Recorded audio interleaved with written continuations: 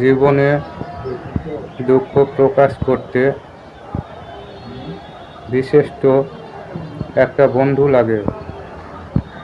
সে বন্ধু হোক বা দূরের, হোক বা কাছের।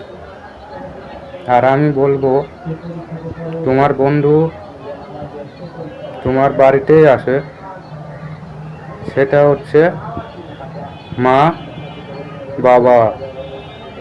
তুমি যেখানে যাও সব জায়গায় একটাই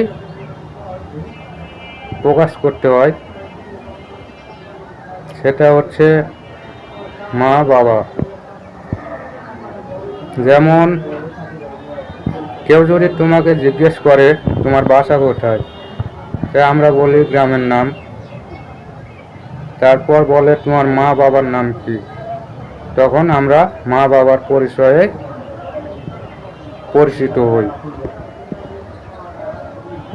এটাই আমাদের বন্ধু, মা বাবা।